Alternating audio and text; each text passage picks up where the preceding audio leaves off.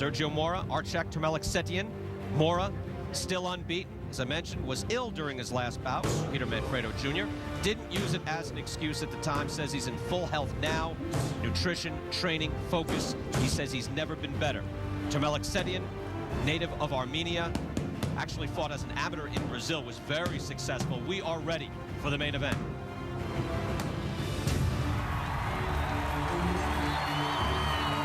Sergio the Latin Snake Mora entered the contender tournament undefeated, though a virtual unknown. Out of the red corner, Sergio Mora!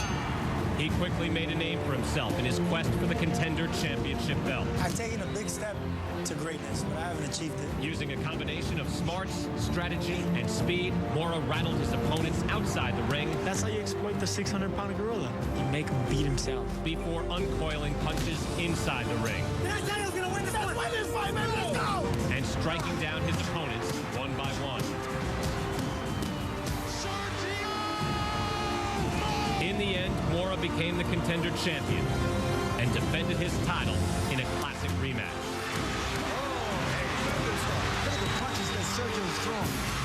The winner and still contender champion. There's nothing like the thrill of winning. That feeling in your heart supersedes anything. Tonight, it doesn't matter. Give me whoever, and I'm gonna win. His challenger, Archak Ter-Meliksetian, possesses an aggressive style and predatory instincts. Ter-Meliksetian looks to tear at Mora and surface as the victor.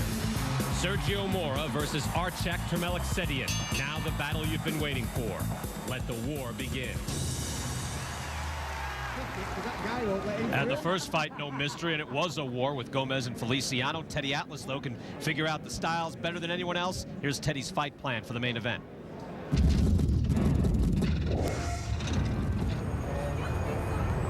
I want to talk about what Mora has to do tonight against Archak. I was walking around the strip. I didn't have my regular guide to do something with. Walking around the strip here in Vegas, trying to find somebody who knew a little something about boxing. You never know who you're going to run into. And I think I found somebody who can illustrate it fairly well tonight. Can it? Hey, right. First of all, for Mora, he's got to understand with Archak. Archak's a tall guy, but he gives up his height, and he likes to put the earmuffs on and cover up. How are we going to get him to put those earmuffs on and to cover up? I think, first of all, I'll play Mora. Ray will be good enough to play Archak. First of all, you throw the jab, Ray, and you know if you throw the jab the way you did all the way out, the guy's never going to get in. Mora won't get in. But Archak only throws a three-quarter jab. So Mora can slip it, bang, counter. I wanted to do that. Counter with the right hand, and then get inside when he covers up. And once he covers up after that right hand, you're going to see Archak is going to go into that peekaboo. And when he does that, plenty of opportunities around the elbows, even to step to the side and catch him a shot. Sort of like Ray did with Tommy Hearns when you got him on the ropes and you got him to cover up. So look for Mora tonight to get Archak to cover up, bang that body, maybe step to the side, and do what Tommy Hearns had done to him with the great one, Sugar Ray Leonard. For Archak tonight, it's going to be a tough night for him. He's going to have to fight a really disciplined fight. That's going to start with understanding his strengths and understanding the strengths and weaknesses of his opponent, in this case, the great Sugar Ray Leonard, who's going to play Mora. Now, Mora likes to switch back and forth from orthodox, go ahead, Ray, give us some of that, back to southpaw. Also, Mora doesn't like to use the jab a lot. He likes to look for the big hammer, the big punches, and sometimes you jump in a little bit. Now, Archak is the taller guy. He's got to stay outside. Let Mora jump in with those bing, bing, and try to nail him as he jumps in. Don't give up your height if you're Archak. Stay on the outside. Let Mora take the chances jumping in and make him pay for those prices. I just beat Sugar Ray Leonard to the punch. Wow, that's pretty good. Thanks a lot, Ray. Look tonight for Archak to use his height, use his discipline, and make Mora jump in, make him pay. That's a 10-9 round, I believe. In boxing, you have to put it on the line. Gomez did, and only got a draw. Now, unbeaten Sergio Mora, ready for the main event. Let's go back down ringside to Joe Tessitore and Teddy Atlas. Thanks, Brian. So the plan is set from Teddy. Now the tough part is to follow the marching orders.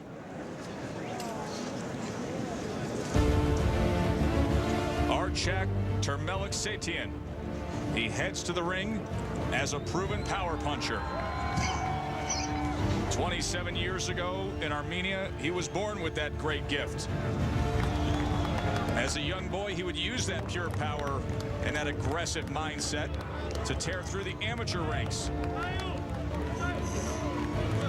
Stories circulating around the boxing industry that his power punching was so impressive back in the day that there were times that he had to remove his gloves in the ring just to prove to tournament officials and amateur opponents that there was nothing in there except for the hands of a warrior.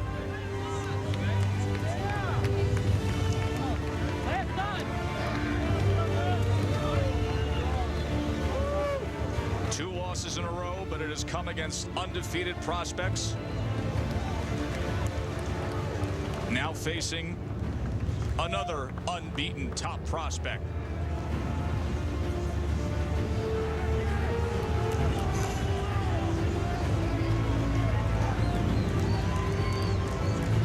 Born in Armenia, but he moved to Brazil at age 12. His father, a gymnastics coach, and became the Brazilian Olympic coach. Archak didn't go the way of gymnastics, went into the ring and became a four-time Brazilian national amateur champ.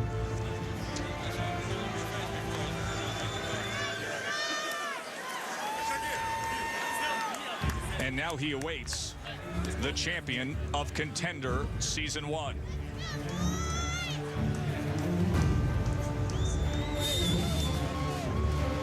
And here comes the Latin Snake.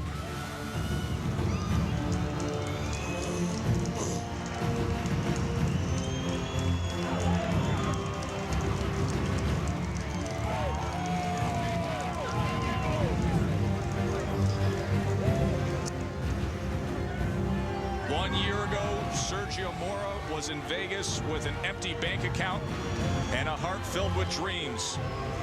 His Vegas ring walk on that May night was as the son of a single mom just trying to give her a better life and trying to give himself a promising career.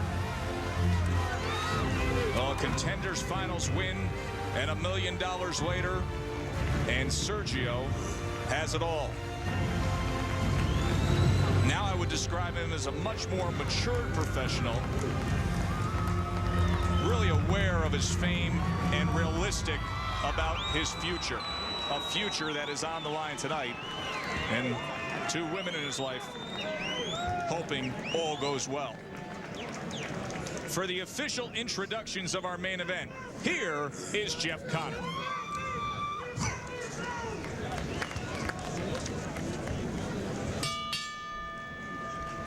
Ladies and gentlemen, the Latin Warriors main event, sanctioned by the Nevada State Athletic Commission, Chairman Skip Avicino, Executive Director Mark Ratner. They will pound each round through 10 rounds of middleweight boxing action. Your judges are Chuck Jampa, Dave Moretti, and Judge Glenn Torobridge. Your referee for this evening's bout, Robert Bird. Introducing first, fighting out of the red corner, he weighed in at 159 pounds. Wearing trunks of silver and black, his professional record, 15 wins, 3 losses, and 12 wins coming by way of knockout. From Paterson, New Jersey, Archak, the Shark Attack, Ter-Meliksetian.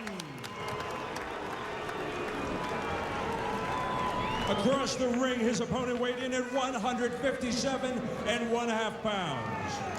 Wearing trunks of red and yellow, his record, 17 wins, no losses, and 3 wins by way of knockout. He is the Contenders' first $1 million man. He hails from the mean streets of East Los Angeles, California, where he is the man they call the Latin Snake, Sergio Mora.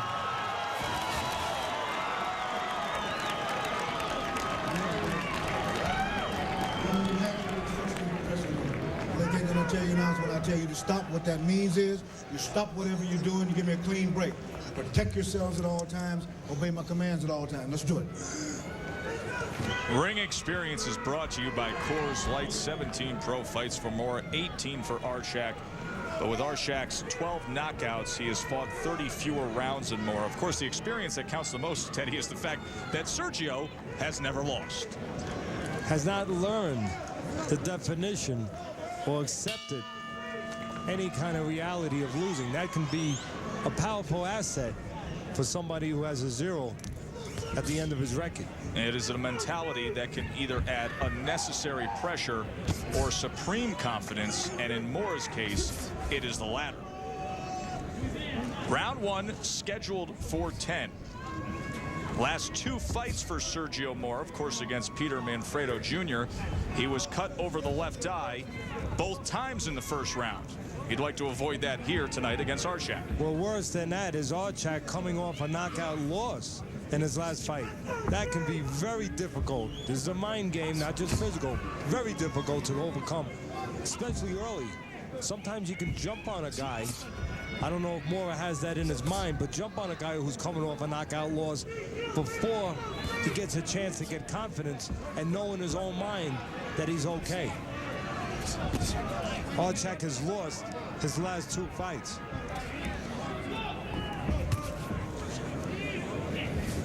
Sergio Mora, amateur career, included a loss to Jermaine Taylor in the Olympic trials last year. And watching the contender, you know, he talks so much about his dreams and providing for his mother and brothers.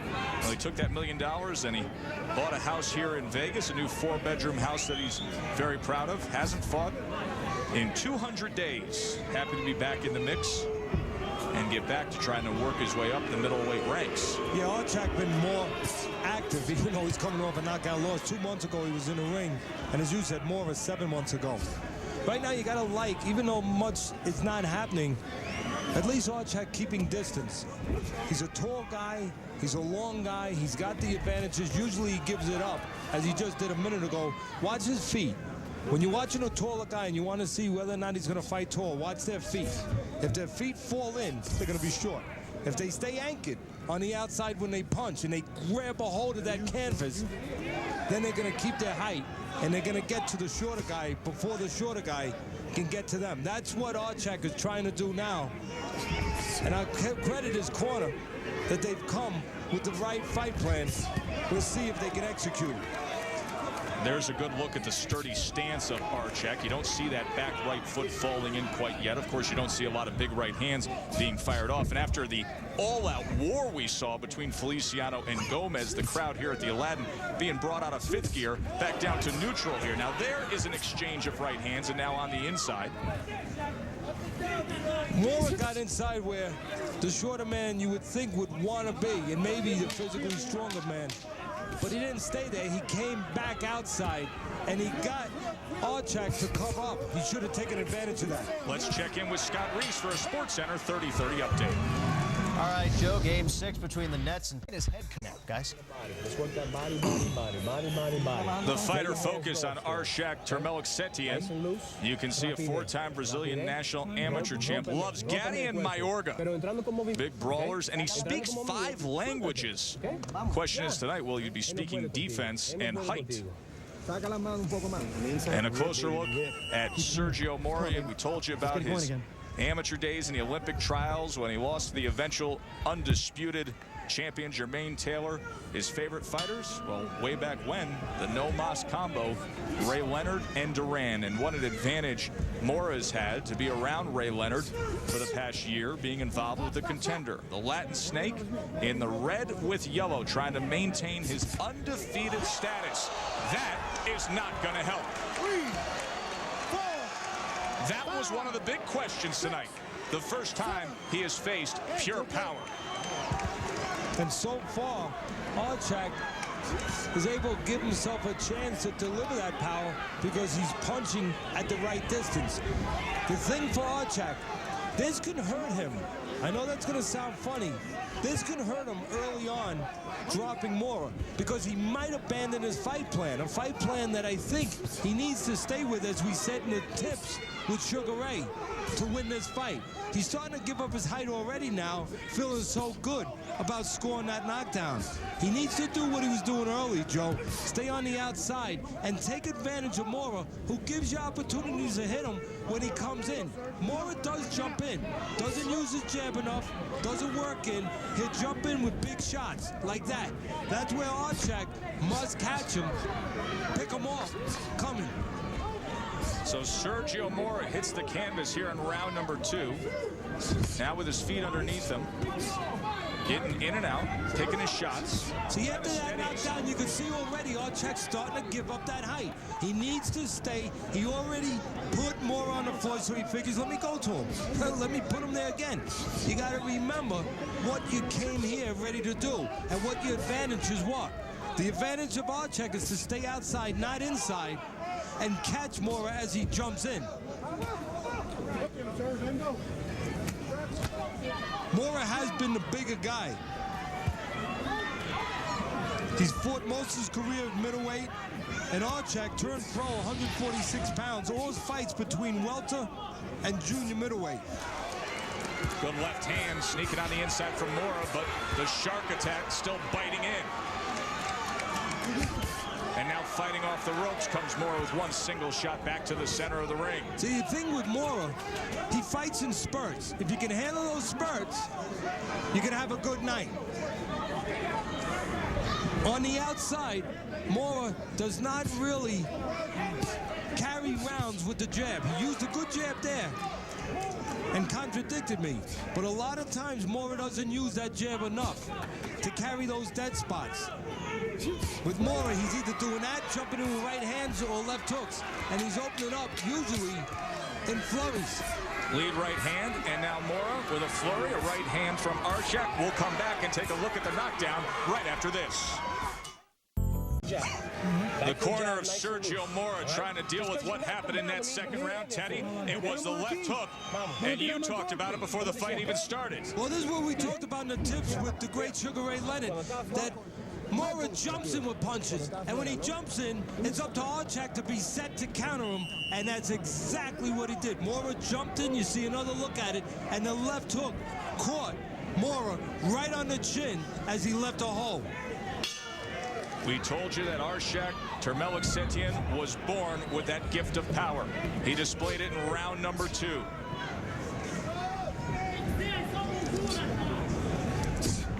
Again, I think it's interesting to note that, yes, Archak scored that knockdown early in the round, but after that I thought he lost the round. And I thought probably part of the reason he lost it, believe it or not, was because of the success of that knockdown. He forgot about staying outside, and he wanted to go in real close after having dropped the man. He needs to stay disciplined with his fight plan.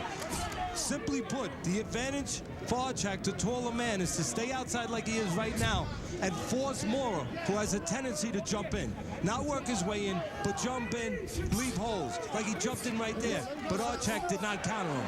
Jumped in right there and then separated with a short right hand and then jumped in again with a combination from the Latin snake. Now talking about what Mora has to do. Once inside those long arms of the taller Archak, he needs to keep working, not get tied up like he did there. Needs to keep working that body, take what Archak gives him. Archak will cover up when he gets inside. He needs to bang to that body, outside the elbows, and stay there, not go back outside where he has to take the risk of coming in again. See, that's what almost Archak, again, Teddy. Archak has the right idea. Give himself and give his corner credit. Henry Cortez, Mike Rodriguez, and Jose Rosario, give them credit for arming their fighter with a chance to win. Henry Cortez went as far as to say that Archak punches harder than the light heavyweights that he has had through the years, and that includes George Collett-Jones and a former world title challenger super middleweight Omar Shika. That's a heck of a compliment. Well, I'll go as far as say I don't give a damn. I say it right now about how hard he punches. What matters here is when he punches and where.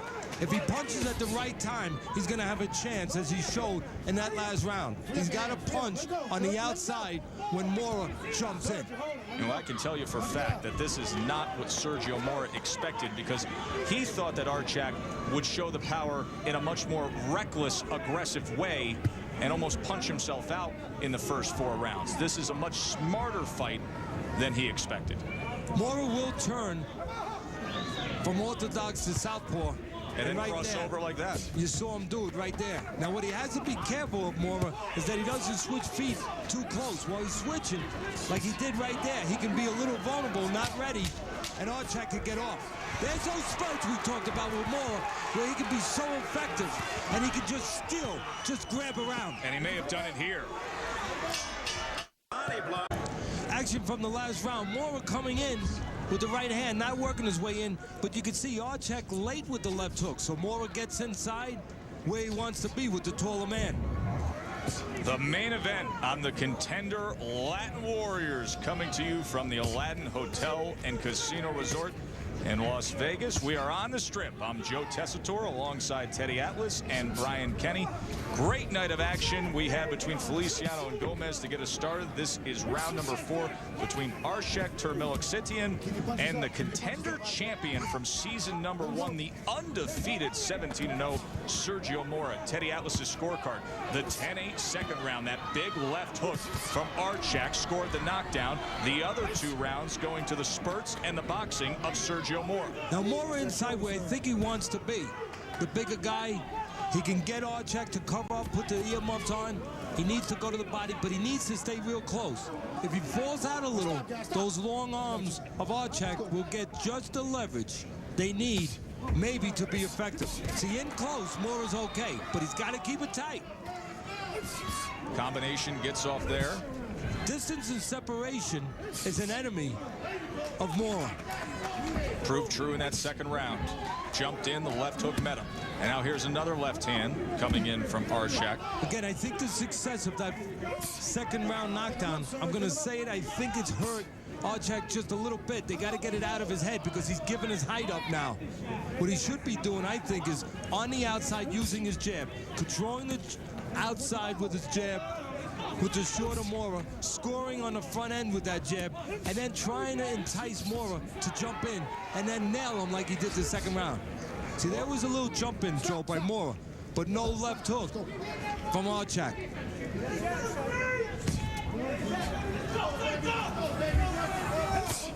Both these fighters could help themselves, Joe, in these dead spots on the outside with the jab. Neither one are consistent enough with that punch. See, Mora's thinking right now, how do I get in? And he got in that time because Archak helped him by covering up. Now, once Mora's in there, I think he needs to stay there and make the most of it. Don't go back out like that. Although that time he does a good job. Tripling up the jab. Using that left jab. Came in with an uppercut moments ago when you said that Archak was covering up, and then tripled up the jab. He's having a pretty decent-looking 4th round here. Mora's such a better fighter when he adds to those spurts that he fights with when he uses the jab on the outside. Just to settle himself down, give himself a little bit more consistency offensively. So much better when Mora uses that jab. Coming to the end of round number 4. After the bell of that 4th round. And that is the alter ego that he calls the Latin snake right there. That was a big something. That was a big something. Big right hand. Round 5, we're scheduled for 10. Undefeated Sergio Mora, 17-0. He is in the silver. He is in the red with yellow trim. And the shark attack, Archak Ter-Meliksetian, now behind on Teddy's scorecard, 38-37. He had the knockdown in round 2, but that's been it so far. Maybe the corner getting the attention of Archak, trying to make him forget about that knockdown that he scored in the second round and get him to go back to the fight plan of taking advantage of his physical assets on the outside, getting distance, trying to force Mora into mistakes, to jump in where Archak can use that power and counter him. When you want to deal with a taller guy like Mora has to do, and a longer guy with those long arms Archak has, there's two ways to do it to take that height away. One is to use your own jab, take the taller man's jab away. Mora's done that in spots. The other is to counter with right hands over the left, discourage the taller man from using that jab. Now moves in, darts to the side. There's one of those spurts you talk about, Teddy. Yeah, he'll give you those. He should be the shark attack because he fights in frenzies, does Mora. Something we've seen many times from Mora, looking over to the opposing corner. Now, right now, Mora is in the territory, the landscape he wants. He's in close. Right now, the length, the height, no good to Archak. Well, he's taking it away. Separated from an uppercut from Archak. Now, we talked about in the tips that there's opportunities to step to the side of Archak. Mora's done it in spots. The reason for it is just look at the feet of Archak. They get very square. And when he's square like that, he doesn't have good balance. You can step to the side on him. There's a lot of target. There's a lot of surface there. Mora can step right to the side when Archak covers up and stays square like that. Step to the side, outside the elbow, where he can get a clean shot. Whoever uses their jabs in these dead spots, I'll say it again, may carry the whole round. Mora has jabbed more consistently so far through these 5 rounds. Yes, he has. Archak, for a tall man, does not fight tall nearly enough, and he's paying a price right now. It started with an uppercut and then 2 flush right hands. Good stuff from the Latin Snake. Action from the last round, you see Mora, no jab to keep him outside, so he jumps inside, he goes into those spurts, and he has a great finish against a taller man. And what a turnaround it has been for Sergio Mora. Second round, he was caught by a left hook, knocked down, and since then, actually it started even halfway through that second round, he has been fighting his fight.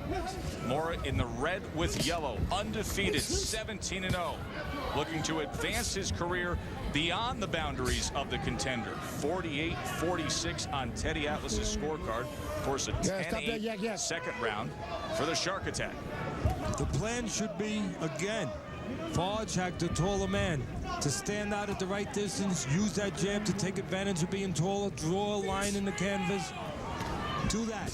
Keep Mora on the outside, create offense with your jab, and then force Mora to jump in, to take chances, and then catch him as he's jumping in, which he's prone to do in spots.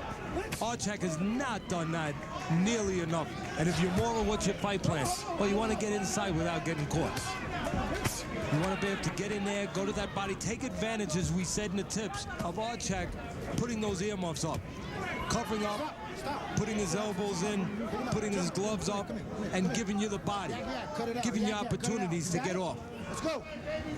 Warning from Robert Bird, of course, Archak still has that eraser. We saw the left hook do damage in the second round. Loves to throw off the big right hand if he can sit down on it. You know, Joe, I'm going to give Mora credit. He deserves some credit here. You know, he does jump in and leave himself open sometimes. And he paid a price in the second round. He showed that hard. He got up off the floor. But he's been able to walk in, bring his feet. For the most part, he's using those feet much better now, not jumping as much and not leaving as many gaps and doing that. Getting in close and being real effective. Also in spots, Mora gives little angles. Doesn't come in the front door every once in a while. Moves around on Archak, and he knows Archak like that. He knows Archak doesn't adjust to movement very well. Look at Archak's feet. They're so square. He can't adjust to movement. Look at him. He's very square now. He's a wide open target. No balance there because his feet are square. He doesn't have one foot back where it's anchored and where he has good balance.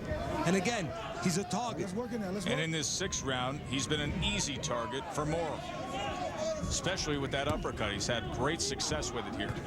Well, the history here, when Archak has stepped up with decent, good competition, he's done it 3 times. They represent his 3 losses, and he has stepped up here with Mora tonight. Another solid round for Sergio. Hey, it's Mike and Stacy. Leave a message. It all started at age 12 for Sergio Mora with barbecue boxing with family and friends in the backyard. He has advanced himself to this point at age 26, $1 million in the bank, an undefeated record, a contender championship, and now trying to break through that reality series into the mainstream of boxing and advance himself up the ranks of the middleweight division. He's seemingly in control here, entering round 7 after hitting the deck in the second round, but putting forth his game plan with great results in rounds 3, 4, 5, and 6 against Archak Ter-Meliksetian. 58-55 ahead on Teddy's scorecard. As we were talking about before, Mora has beaten the level of opponents simply that Archak has lost to. And so far, it's been true to form. Let him go, Serge. You got him hooked. There you go. He's been the better guy tonight, except for one spot in that second round. And again, to his credit, to Mora's credit, he's made some adjustments. And to the discredit of Archak, he has not stayed to what seemed to be a good game plan early on to take advantage of height, has not used his jab enough, has not forced Mora to jump in and pay a price. And he has slowed considerably with his output. See, Mora's using good ways to get in now, where he's not leaving himself available. Watch that shoulder. Of course, part of it's Archak's not doing what he needs to do, but Mora has made adjustments. He's using his jab in spots. He's giving angles, keeping Archak from being set to punch. He's bringing his feet, not jumping as much to get in, not leaving those holes so much. You touched on it before, Joe. This Mora has done a lot with his life. You know, he's a pretty good kid. And you were talking about before, his father left when he was young, and he gives all the credit to his mom. Says it's time to take care of her. That's nice to hear. And also a smart kid. Took time off from boxing in 2001, get an associate's degree in administration of justice from a junior college. This kid knows what he's doing. A joy to be with, a joy to cover, and right now, putting together some nice left hands and a short right hand, and another one lands flush for Mora. Again, you know, you were talking about how people were talking about the power of Archak. That means nothing if you don't put yourself in position to use it. Right now, it's the punching of Mora because he's putting himself in the right position to use his assets. And he's putting them together with the taller man, and he's staying on him while he goes straight back. Maybe that was a quick stoppage, but Mora put himself in position to get that stoppage. And the corner of Archak Ter-Meliksetian is in disbelief, as you can see the fighter now arguing and pushing back against referee Robert Bird. Hey, it did look like a very quick stoppage. I think it was. But there's no need to act that way. No, of course. And his corner people need to get around him and control him. But I think it was a quick stop. He was hurt. He was going back, but he still was up. He still seemed to have his wits about him. I think the referee should have moved in close, kept a close eye. I know that you're going to say better early than late. God forbid we never want anybody to get hurt in his ring, but it is boxing. And you do have to give these guys who are geared to take punishment, who understand the risk, who sometimes take that punishment and come back and find a way to win. You have to be able to understand that and stay close and give them every opportunity. I don't know. We're going to take another look if he got that opportunity. Well, Sergio Mora did what you're supposed to do, and that is jump on a guy when you have the opportunity. That's how you get a stoppage.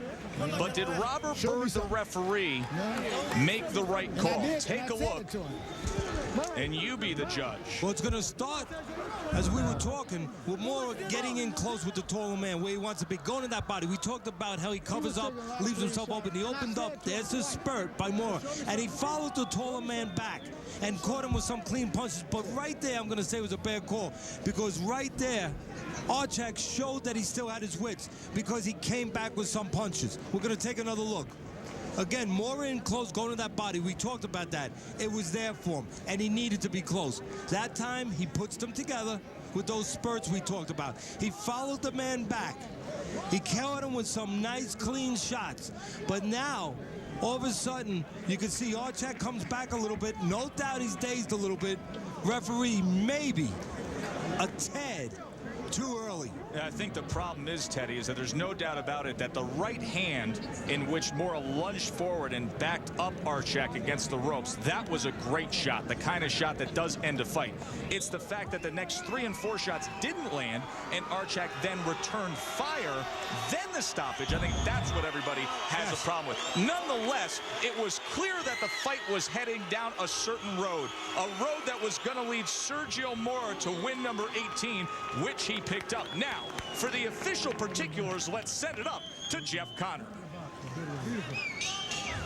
Ladies and gentlemen, let's have another round of applause for these fighters. In 2 minutes and 44 seconds of round number 7, referee Robert Bird stops the fight. The winner by technical knockout, the original contender, the man they call the Latin Snake, Sergio Mora. So Sergio Mora, win number 18, a perfect 18-0.